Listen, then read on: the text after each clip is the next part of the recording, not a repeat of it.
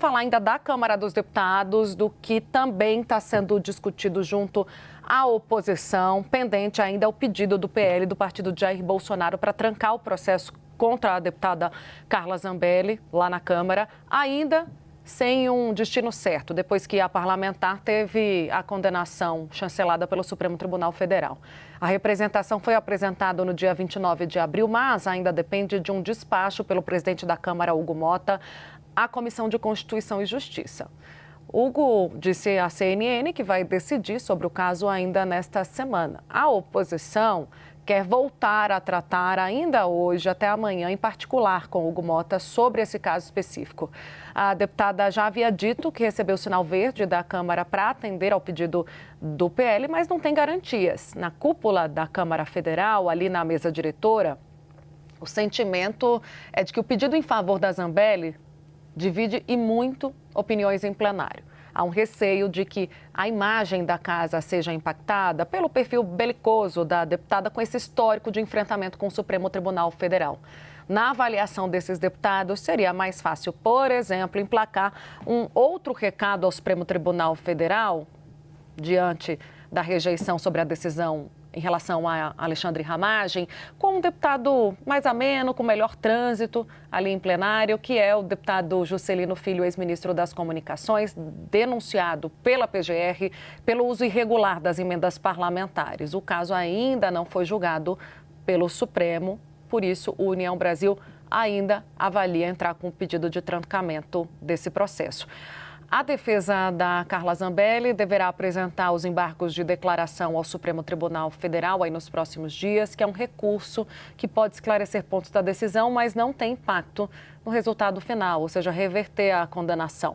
Ela só poderá ser presa, no entanto, depois do trânsito em julgado, com o julgamento de todos os recursos, o que não tem prazo para acontecer. O Supremo Tribunal Federal decidiu que Carla Zambelli deve cumprir pena de 10 anos de prisão em regime fechado por invasão e inserção de dados falsos no sistema do Conselho Nacional de Justiça, o CNJ,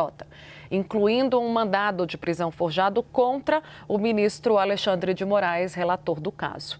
Conto contigo, Luísa Martins, para a gente falar novamente sobre Carla Zambelli. Carla Zambelli que está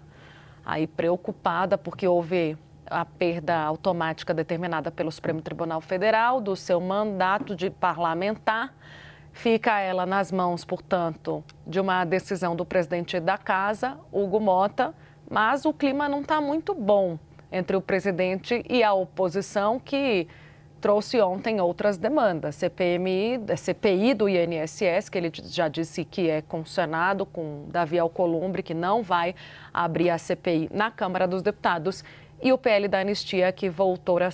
a ser assunto nas reuniões de líderes. Tainá, e essa novela, vamos dizer assim, com a deputada Carla Zambelli no STF, ela ainda está longe de um final também, né? Porque a gente lembra que já tem maioria em um julgamento que ainda não terminou, mas já tem maioria também para condenar a deputada por aquele episódio em que ela sacou e apontou uma arma para uma pessoa com quem ela teve uma discussão política na véspera da eleição de 2022 e já tem, então, maioria formada no Supremo para condená-la a 5 anos e 3 meses de prisão e também a perda do mandato. Houve um pedido de vista do ministro Nunes Marques, isso foi dia 25 de março, e ele tem 90 dias pelo prazo regimental, em dias corridos, para devolver esse processo, devolver o seu pedido de vista, né, e permitir que o caso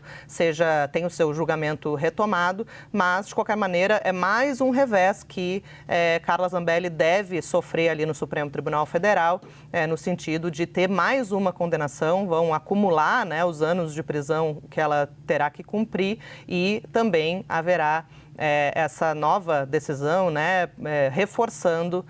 a condenação à perda do mandato. Como você disse, Tainá, a gente estava conversando hoje mais cedo aqui nos bastidores do Bastidores, a prisão de Carla Zambelli, embora ela tenha falado bastante sobre isso, né, tenha dito, olha, em breve eu serei presa, tem feito ali um apelo, né, junto à Câmara dos Deputados, ao presidente Hugo Mota, sobre uma possível proximidade da execução da pena, isso ainda pode demorar um pouquinho mais para acontecer. acontecer, não é num tempo tão breve. Houve a condenação, a jurisprudência do Supremo, que foi fixada lá na época do mensalão, é de que a pena ela só começa a ser cumprida depois que o Supremo rejeita o segundo dos embargos, né? Uma espécie de recurso. Então, a defesa vai protocolar um recurso contra a condenação, aí o Supremo, se rejeitar, a defesa pode impetrar um novo recurso e aí, quando rejeitar esse segundo recurso, é que a parlamentar, então, terá ali que começar a cumprir a pena determinada ali pelo Supremo Tribunal Federal, que é de mais de 10 anos de prisão. E isso também depois pode vir a se somar a essa pena, esses outros 5 anos e 3 meses de prisão pela condenação sobre o porte de armas. Lembrando que esse caso dos 10 anos é sobre a invasão de sistemas do Conselho Nacional de Justiça, o CNJ, numa ocasião em que ela teria, inclusive, colocado nesse Banco Nacional de Mandados de Prisão um mandado de prisão falso contra o ministro Alexandre de Moraes para, obviamente, criar ali uma situação de que o ministro estaria agindo mediante abuso, né? E isso, então, levou a essa condenação de Carla Zambelli. Agora, a prisão não está tão próxima assim, ainda tem um rito aí a ser cumprido, mas, de fato, só para concluir, é um tema que também, né, pode gerar sempre, Tainá, um ponto